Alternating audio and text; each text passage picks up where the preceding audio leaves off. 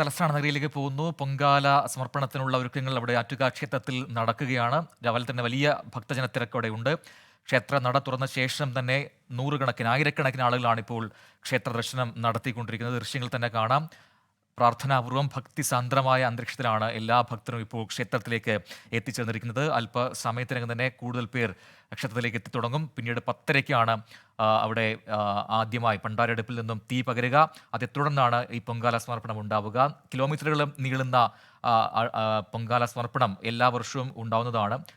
തിരുവനന്തപുരം നഗരത്തിൽ മാത്രമല്ല, നഗരപരിധി വിട്ടും അത് നീളാറുണ്ട്. ആ രീതിയിൽ ഇത്തവണയും വലിയ തിരക്ക് നഗരത്തിൽ പ്രതീക്ഷിക്കുന്നു. ഈ ദൃശ്യങ്ങളിൽ കാണുന്നത് പോലെ ആകാശ ദൃശ്യത്തിൽ നിന്നും വ്യക്തമാണ് എത്രമാത്രം തിരക്ക് ഇതിനോടകം തന്നെ ആ മേഖലയിൽ അനുഭവപ്പെടുന്നുണ്ട് എന്നുള്ളത്. ഇന്നലെയും നമ്മൾ കണ്ടതാണ്.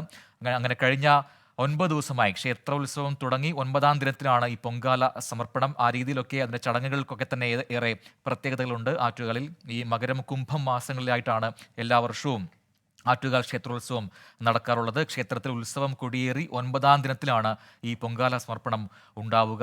പൊങ്കാല ദേവിക്ക് സമർപ്പിക്കുന്നതിലൂടെ തങ്ങളുടെ ആഗ്രഹങ്ങൾ സാധ്യമാകും എന്നാണ് ഭക്തർ വിശ്വസിക്കുന്നത്. കൂടുതലായും സ്ത്രീകൾ ആണ് ക്ഷേത്രത്തിലേക്ക് എത്തിച്ചേരുക. പൊങ്കാല അർപ്പിക്കുന്നതും സ്ത്രീകളാണ്. ആ രീതിയിൽ ഏറ്റവും കൂടുതൽ സ്ത്രീകൾ പങ്കെടുക്കുന്ന ഉത്സവം എന്ന രീതിയിൽ ഗിന്നസ് ബുക്കിൽ ഇടം നേടിയ ഉത്സവം കൂടിയാണ് ആറ്റുകാലിലേത്. പൊങ്കാല സമർപ്പണത്തിന് ഇത്തവണയും നിരവധി പേർ എത്തിയിട്ടുണ്ട്.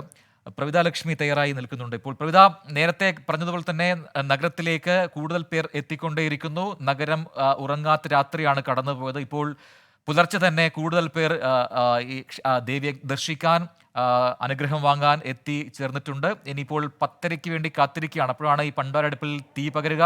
അതോടുകൂടി പൊങ്കാല സമർപ്പണം തുടങ്ങുകയും ചെയ്യും.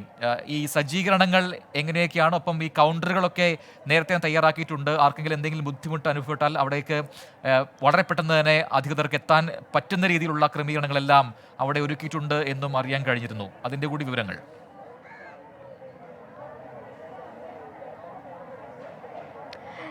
പ്രജിൻ, ഈ പൊങ്കാലയോടനുബന്ധിച്ചുള്ള ക്രമീകരണങ്ങൾ എന്ന് പറയുന്നത് തിരുവനന്തപുരം നഗരസഭയെ സംബന്ധിച്ച് പുതിയ കാര്യമൊന്നുമല്ല. അവരിത് വർഷങ്ങളായി നടത്തിക്കൊണ്ടിരിക്കുന്നതാണ്. നടത്തി വിജയിച്ച് അതോടൊപ്പം തന്നെ അവരുടെ ആ ഒരു പ്രയത്നവും അവരുടെ ആ ഒരു എഫേർട്ടും എല്ലാം വലിയ രീതിയിൽ പ്രശംസിക്കപ്പെടുന്നത് കൂടിയാണ്. അതുകൊണ്ട് തന്നെ എല്ലാ സജ്ജീകരണങ്ങളും എല്ലാ വർഷത്തെയും പോലെ തന്നെ ഒരുങ്ങിയിട്ടുണ്ട്.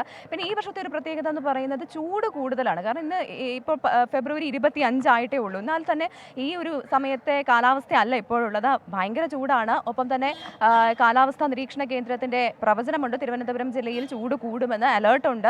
ആ ഒരു സാഹചര്യത്തിൽ ഈ പൊങ്കാല അടുപ്പുകൾ കത്തുമ്പോൾ ചൂട് കൂടും, പുകയുണ്ടാകും. അതോടൊപ്പം ഈ വെയിലും കൂടി ആകുമ്പോൾ തീർച്ചയായും നീർജലീകരണം ഉൾപ്പെടെ ഉണ്ടാകാനുള്ള സാധ്യത വളരെ കൂടുതലാണ്. അതുകൊണ്ട് തന്നെ ആരോഗ്യവകുപ്പ് ഇതുമായി ബന്ധപ്പെട്ട കൃത്യമായ മാർഗനിർദ്ദേശമൊക്കെ പുറപ്പെടുവിക്കുന്നുണ്ട്. ചില ഭക്തർ വളരെ ഭക്തി നിർഭരമായ സാഹചര്യത്തിൽ ഇരിക്കുമ്പോൾ അവർക്ക് ഒരുപക്ഷെ ജലപാനം ഒന്നും വേണ്ട എന്ന് തോന്നും. പക്ഷേ ആരോഗ്യവകുപ്പിന്റെ നിർദ്ദേശപ്രകാരം അത് അങ്ങനെ ആകരുത്. തീർച്ചയായും ഈ കാലാവസ്ഥയെ കൂടി പരിഗണിച്ച് കൃത്യമായ ഇടവേളകളിൽ വെള്ളം കുടിക്കണം. ഒപ്പം ഫ്രൂട്ട്സ് പോലുള്ള സാധനങ്ങൾ കയ്യിൽ കരുതണം എന്നൊക്കെ ആരോഗ്യവകുപ്പ് പറയുന്നുണ്ട്. ഒപ്പം തന്നെ ഈ വെള്ളം കയ്യിൽ കരുതാത്തവർക്കായി ഇവിടെ സന്നദ്ധ സംഘടനകളുടെ നേതൃത്വത്തിൽ വെള്ളം വിതരണം ചെയ്യുന്നുണ്ട്.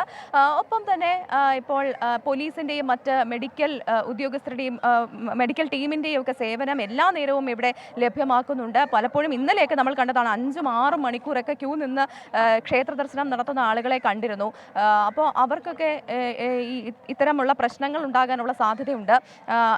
ഇന്നലെ തന്നെ ഉച്ചയ്ക്ക് 1 മണിക്ക് നട അടയ്ക്കുമെന്ന് പറഞ്ഞിരുന്നെങ്കിലും ഈ ഭക്തജന തിരക്ക് പരിഗണിച്ചുകൊണ്ട് പിന്നീട് ആ സമയം നീട്ടുകയായിരുന്നു. പിന്നീട് ഒരു 3:30 ആയപ്പോൾ നടയടച്ചു. അപ്പോൾ തന്നെ ഈ അനൗൺസ്മെൻറ്റ് വന്നു, കുട്ടികളുമായി ക്യൂവിൽ നിൽക്കുന്നവർ ദയവായി മാറിപ്പോണം. കാരണം അത്രത്തോളം ചൂടും ഒക്കെ ഒപ്പം തന്നെ ഈ കാത്തിരിപ്പും ഒക്കെ കുട്ടികളെ ഉൾപ്പെടെ ക്ഷീണിതരാക്കും. അതുകൊണ്ട് കുട്ടികൾ ആയി നിൽക്കുന്നവർ മാറിപ്പോണം. നട 5 മണിക്ക് മാത്രമേ തുറക്കുകയുള്ളൂ.